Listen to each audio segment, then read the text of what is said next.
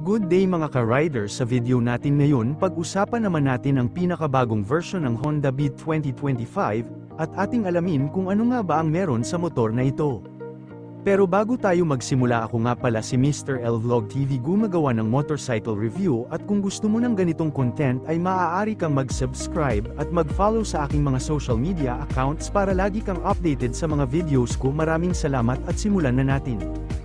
Kamakailan lang ay na-introduce na ang bagong version ng Honda Beat sa bansang Indonesia at may dalawa itong variations na pwede nating pagpilian, at di lang yan dahil malaki ang pinagbago nito sa mga unang modelo ng Honda Beat. Dahil nga sa bagong balita na ito ay marami na ring mga Pinoy na naghihintay na maging available na rin ito dito sa Pilipinas dahil sa mga bagong improvement na nilagay ni Honda sa bagong modelo nito na Honda Beat. Pero alam naman natin na matagal talaga mag-release ng bagong model dito sa Pilipinas kumpara sa mga ibang bansa, at alam din natin na last year lang din na-release dito sa atin ang new version na Honda Beat, pero pinaglumaan na ito sa ibang bansa kaya malabo na agad din itong i-release ang new version na Honda Beat dito sa Pinas. Ngayon naman alamin natin kung ano nga ba ang meron sa bagong version na ito at kung masasabi din ba nating magiging game changer din ito sa ibang kakumpetensya sa market. Unahin natin ang specifications ng makina. Meron itong engine type na single-cylinder, 4-stroke, air-cooled, single overhead cam engine, at may bore and stroke na 47mm by 63.1mm, at kaya naman mag-produce ang makina nito sa maximum power na aabot sa 8.89 horsepower at 7,500 revolutions per minute, at may maximum of torque naman na aabot sa 9.2 Nm at 6,000 revolutions per minute. Ang transmission type naman ay CVT at naka-electronic fuel injection pa rin ito para sa mas fuel-efficient na gas consumption, at may fuel tank capacity naman ito na 4.2 liters, at kaya naman umabot ang 1 litro mo sa layong 60.6 km per liter, pero nakadepende pa rin yun sa road conditions at sa bigat ng rider. Punta naman tayo sa features ng motor na ito. Mapapansin natin sa unahan na bahagi ng motor na mas lalong pina-improve pa ito at mas premium ito tignan dahil sa mga bagong matutuklasan ninyo dito kumpara sa mga unang modelo. Binago na rin nila ang design ng headlights nito na mas pinaangas ang design at mas premium ito tignan.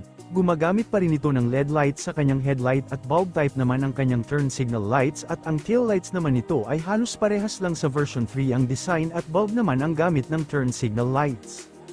Pagdating naman sa suspension, sa unahan ay naka-telescopic fork pa rin ito, at sa likod naman ay naka-single shock absorber unit swing para sa comfortable rides. Ang braking system naman sa unahan ay disc brakes with CBS o combo brake system, na kung saan ang preno mo sa unahan ay may control na 70% sa unahan at 30% naman sa likod para sa safety features ng motor na ito, habang ang likod na preno ay drum brakes naman ang gamit.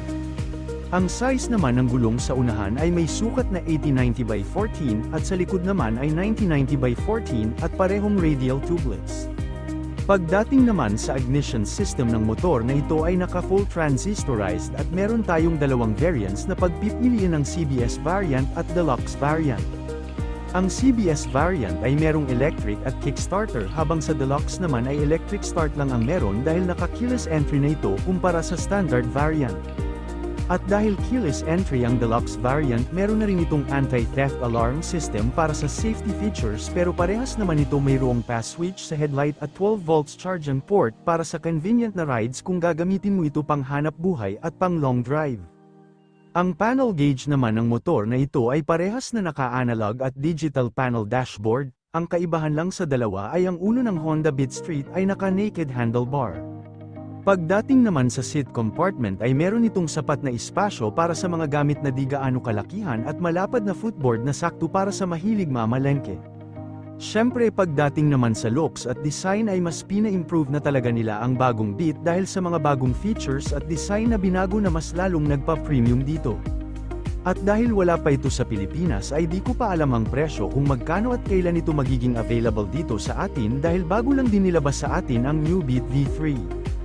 Ano ang masasabi ninyo mga ka-rider sa video natin ngayon? Maaari kayong maghayag ng inyong opinion sa ibaba ng ating comment section. Sana nagustuhan nyo ang video natin ngayon, at huwag kalimutan mag-subscribe sa aking YouTube channel at paki-follow na rin sa aking mga social media accounts na Mr. L Vlog TV para lagi kayong updated sa mga videos ko. Maraming salamat, at sa susunod na review, abangan!